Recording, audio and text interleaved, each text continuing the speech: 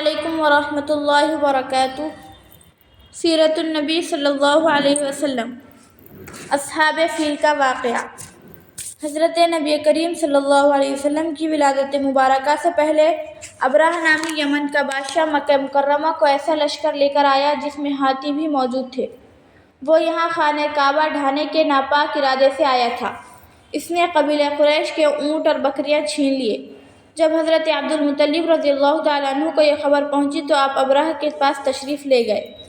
ابرہہ نے جب ایک بلند قامت، رعبدار نورانی چہرہ اور چمکتی پیشانی والی باعظمت شخصیت کو دیکھا تو تعظیم کے لیے اٹھ کھڑا ہوا اور اپنے ساتھ بٹھا کر آنے کا سبب دریافت کیا تو آپ نے بتایا، میں اس لیے آیا ہوں کہ بادشاہ میرے اونٹ واپس کر دے۔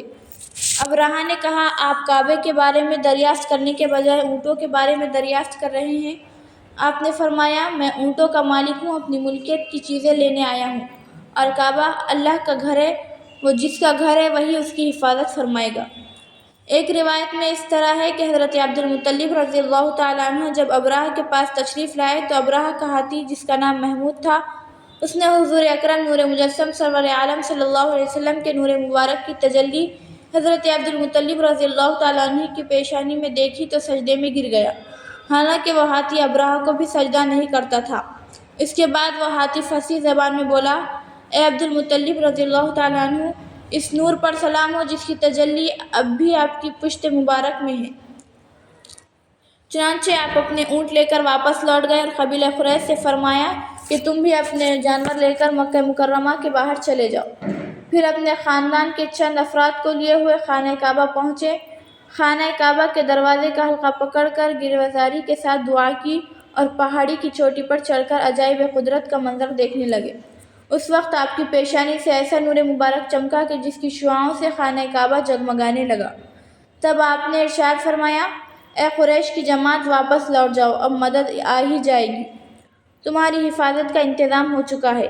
ادھر ابرہہ لشکر جرار لے کر خانہ کعبہ کی طرف ناپاک ارادے سے آ رہا تھا کہ اس کا ہاتھی محمود بیٹھ گیا، لاکھ کوششوں کے باوجود اٹھ نہ سکا۔ اچانک عذاب الہی ابابیل پرندوں کی صورت میں ظاہر ہوا جو اپنی چونچ اور پنجوں میں 3 کنکریاں رکھتے تھے۔ ہر ایک سوار کے سر پر ایک کنکری ڈالتے تو وہ کنکری سر سے جسم کے آخری حصے تک سوراخ کرتی ہوئی جسم کے باہر نکل جاتی، جس کے نتیجے میں کوئی ایک شخص بھی زندہ بچ نہ سکا اور سب ہلاک ہو گئے، جس کا ذکر سورہ فیل میں موجود ہے۔ اللہ تعالیٰ کا ارشاد ہے، اعوذ باللہ من الشیطان الرجیم، بسم اللہ الرحمن الرحیم، الم تر کیف فعل ربک باصحاب الفیل، الم یجعل کیدہم فی تضلیل، وارسل علیہم طیرا ابابیل ترمیہم بحجارۃ من سجیل فجعلہم کعصف مأکول۔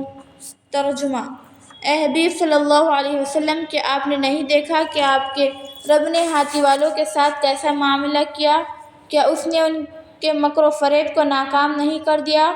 اور اس نے ان پر ابابیل پرندوں کی ٹکڑیاں بھیج کر جو ان پر کنکریلے پتھر برساتے تھے تو اس نے انہیں کھائے ہوئے بھوسے کی طرح بنا دیا۔